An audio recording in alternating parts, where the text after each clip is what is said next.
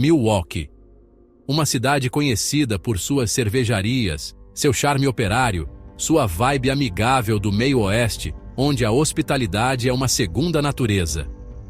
As margens do Lago Michigan sussurram histórias de indústria e resiliência. Famílias passeiam pelos parques, crianças correm atrás de pombos, e a vida parece seguir um ritmo tranquilo e seguro. Risos ecoam nas quentes noites de verão, criando uma sinfonia de alegria e comunidade. Mas mesmo no coração do país, a escuridão pode espreitar, esperando o momento certo para emergir. Sob a superfície da normalidade, o mal às vezes encontra um lugar para se esconder, disfarçado de rotina diária. Jeffrey Dahmer, o homem que se tornaria conhecido como o Monstro de Milwaukee, vivia entre eles. Ele era seu vizinho, seu cliente no bar local, um rosto na multidão que ninguém notava. Ninguém suspeitava dos horrores que se desenrolavam atrás da porta trancada do apartamento 213, um lugar de segredos sombrios. Dahmer se misturava, um fantasma à vista de todos, invisível em sua normalidade. Ele era quieto, despretensioso, quase invisível, um homem comum aos olhos de muitos. Mas dentro de sua mente, uma tempestade graçava. Desejos distorcidos apodreciam, alimentando uma escuridão crescente. As sementes da obsessão, plantadas na infância, haviam se transformado em uma fome monstruosa, uma necessidade insaciável. Sua necessidade, uma compulsão por controle e posse, só podia ser satisfeita das maneiras mais horríveis imagináveis, ultrapassando os limites da sanidade. Ele ansiava por mais do que apenas o toque fugaz de outro ser humano, desejando uma conexão que fosse além do físico. Dahmer buscava possuir suas vítimas totalmente, corpo e alma, em uma busca desesperada por controle absoluto.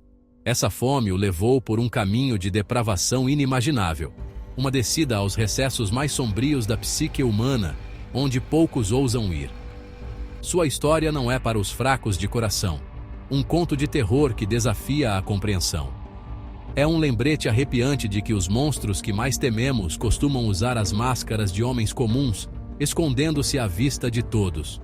Junte-se a nós agora enquanto investigamos a vida e os crimes de Jeffrey Dahmer e confrontamos a pergunta inquietante que continua a nos assombrar. Como tal, mal poderia existir em nosso meio, escondido sob a fachada da normalidade. Jeffrey Lionel Dahmer nasceu em 1960, uma criança aparentemente comum em uma família aparentemente comum. Mas, sob a superfície, as rachaduras começaram a aparecer cedo. Uma operação de hérnia, aos 4 anos, o deixou retraído e introvertido. O relacionamento tumultuado de seus pais, marcado por frequentes discussões e distanciamento emocional, lançou uma longa sombra sobre sua infância. À medida que Dahmer crescia, seu fascínio pela morte se enraizava. Ele se fixou em ossos de animais, coletando-os com uma curiosidade mórbida. Ele dissecava animais atropelados, movido por um desejo macabro de explorar o funcionamento interno da anatomia. Esse fascínio, inicialmente descartado por alguns como uma fase inofensiva, embora perturbadora, da infância, provou ser um prenúncio da escuridão que viria. Quando Dahmer entrou na adolescência, sua falta de jeito social e introversão se intensificaram. Ele se retraiu ainda mais, encontrando consolo em fantasias de dominação e controle. O álcool se tornou uma muleta, uma maneira de anestesiar as ansiedades e desejos que o agitavam por dentro. Suas fantasias, alimentadas por álcool e isolamento, assumiram um tom sinistro. A linha entre fascínio e obsessão se confundiu, e as sementes de seu futuro horrível foram semeadas. No verão de 1978, o ar vibrava com cigarras, enchendo o ambiente com um som incessante e quase hipnótico. Enquanto Jeffrey Dahmer, recém-saído do ensino médio, embarcava em um caminho que alteraria para sempre o curso de sua vida e de muitos outros. Seus pais, recém-divorciados, estavam fora. deixando-o sozinho na casa deles em Ohio, um lugar que logo se tornaria cenário de horrores inimagináveis. Foi nessa época que Dahmer encontrou Steven Hicks, de 18 anos, um mochileiro a caminho de um show, cheio de sonhos e esperanças.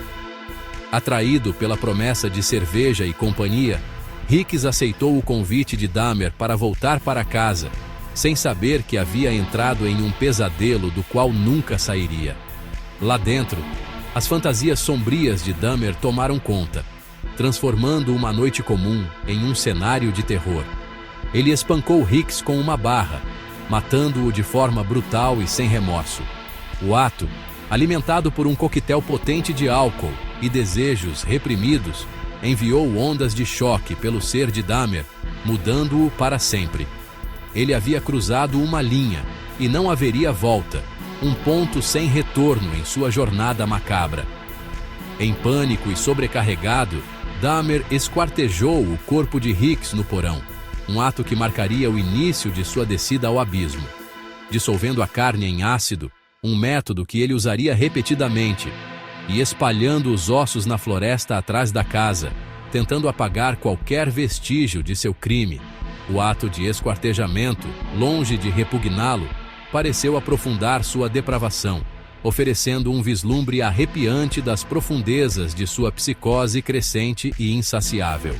O desaparecimento de Steven Hicks permaneceria um mistério por quase uma década, um enigma que assombraria a comunidade. Mas para Dahmer, os dados estavam lançados e seu destino sombrio estava selado. Ele havia provado sangue e o monstro dentro dele havia sido libertado, pronto para continuar sua terrível jornada.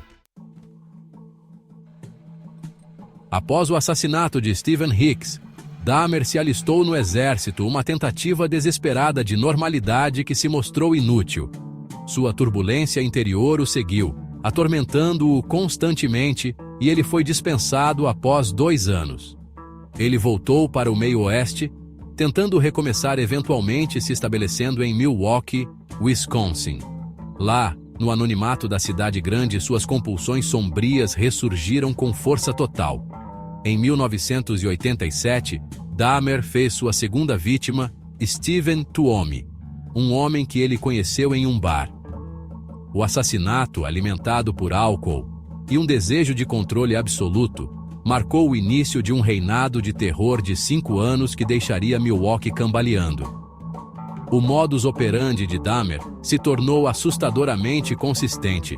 Ele atraía homens jovens, muitas vezes gays ou afro-americanos, explorando suas vulnerabilidades para seu apartamento com promessas de dinheiro, drogas ou sexo. Uma vez lá dentro, ele drogava suas bebidas, tornando-os indefesos. Então, o verdadeiro horror começava. Dahmer estrangulava ou sufocava suas vítimas, às vezes enquanto ainda estavam vivas. Ele então praticava atos de necrofilia, expondo os corpos em quadros grotescos. Movido por uma compulsão que desafiava a lógica ou a razão, ele esquartejava suas vítimas, muitas vezes preservando partes do corpo como troféus macabros. Seu apartamento, antes uma unidade comum em um complexo tranquilo, se transformou em um necrotério, um testemunho horrível de sua depravação e loucura.